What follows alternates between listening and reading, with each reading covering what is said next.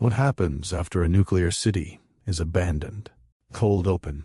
Somewhere in Eastern Europe, there's a city built for 50,000 people. It has apartment buildings, a hospital, a stadium, an amusement park with a Ferris wheel that was supposed to open in 4 days. It never did. Instead, every single person who lived there left in less than 3 hours and never came back. No war destroyed this city. No earthquake. No fire. The buildings are still standing. The furniture is still in the apartments. In some rooms, the dishes are still on the table. So what actually happened here? And more importantly, what happens to a city after every human being disappears from it overnight? Title card. Part 1. The last normal day. Picture an ordinary Saturday morning. Kids are riding bikes down wide tree-lined streets. Laundry hangs from apartment balconies. Someone left their window open. A radio is playing in a kitchen somewhere. This isn't some ancient ruin. This city was young, built for the workers of a nearby power plant, filled with families who were promised one of the best standards of living in the entire country. There were parks, cafes, a brand new amusement park scheduled to open in just a few days, its bumper cars still wrapped in factory plastic. Nobody in this city knew that within 48 hours, they would never set foot in their own homes again. Because a few kilometers away, something had gone catastrophically wrong, and the government wasn't telling anyone yet. Cut to aerial drone shot of the city skyline, still and silent. By the time buses started arriving in the city center, officials were telling residents this was temporary. Take only what you need for 3 days, they said. People packed light bags. Some left pets tied up outside, thinking they'd be back to feed them by the weekend. They boarded buses. The buses drove away, and the city just stopped. Part 2. The city that time forgot. Here's where it gets strange. Most abandoned places decay slowly.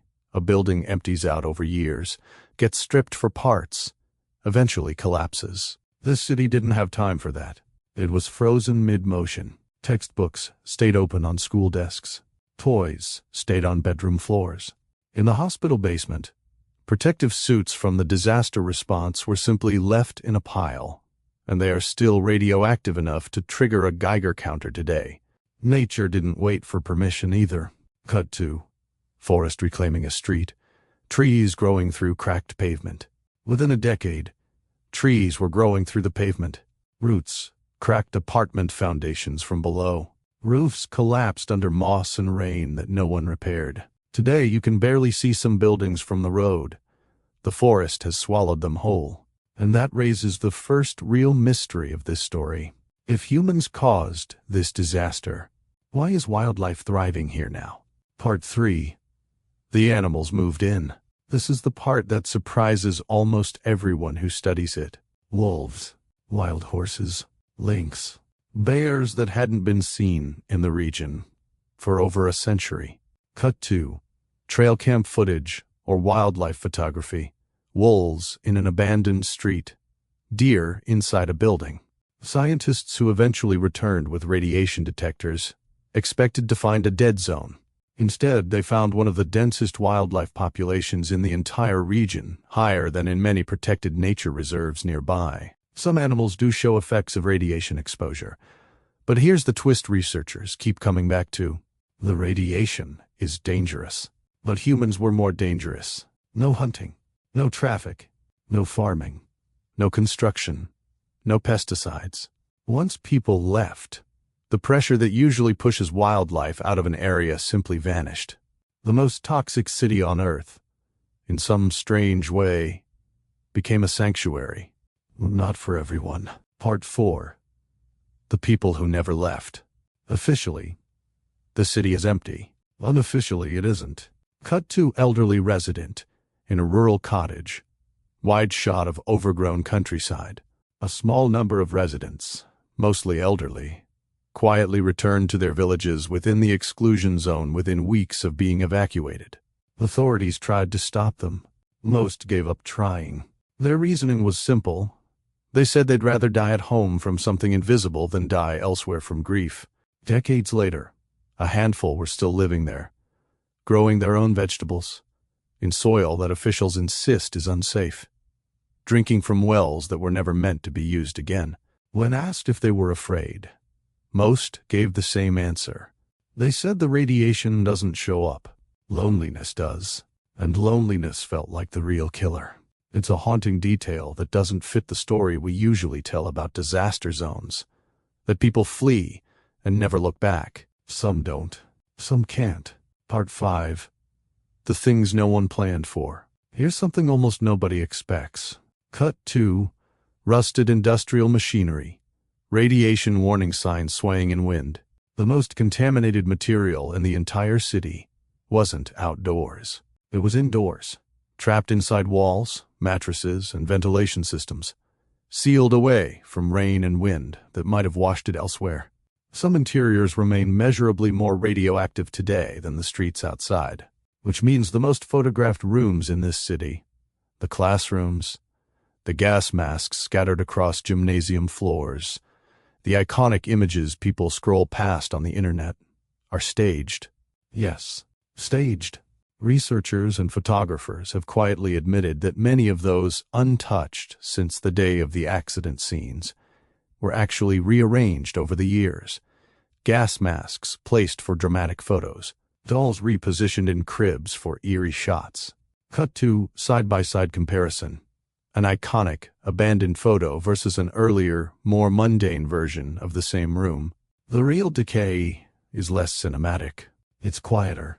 Its ceilings, caving in from decades of unrepaired leaks. It's a Ferris wheel, slowly rusting, having never carried a single passenger. That untouched, haunted amusement park image? It's one of the most photographed abandoned structures on the planet, and it never operated for even a single day. Part 6. Why we can't stop looking at it. So why does this place still fascinate millions of people decades later? Cut 2. Drone shots slowly rising over the empty city, fog in the streets. Maybe it's because it shows us something we rarely get to see. What the world looks like without us in it. Not destroyed. Not bombed. Just paused. Maybe it's because it forces an uncomfortable question. If it happened here, with no warning, could it happen anywhere? City planners who built this town were proud of it. It was supposed to be a model city. Modern, efficient, a place families would live in for generations. Nobody who built those apartment blocks imagined wolves would one day walk down their street lit only by moonlight. Nobody imagined a Ferris wheel would rust in silence, never having spun once. And nobody imagined that the true legacy of this disaster wouldn't be devastation. It would be an accidental, unintentional experiment in what happens when nature is finally left alone. Part 7. The unanswered question. Here's the part that keeps scientists up at night. Cut 2. Geiger counter needle jumping. Close-up shot. Some areas within the exclusion zone are expected to remain dangerous for tens of thousands of years, far longer than any human city has existed continuously anywhere on Earth. Which means this place will likely outlast the memory of why it was abandoned in the first place. Someday, centuries from now, someone might stumble across these buildings with no idea what happened here.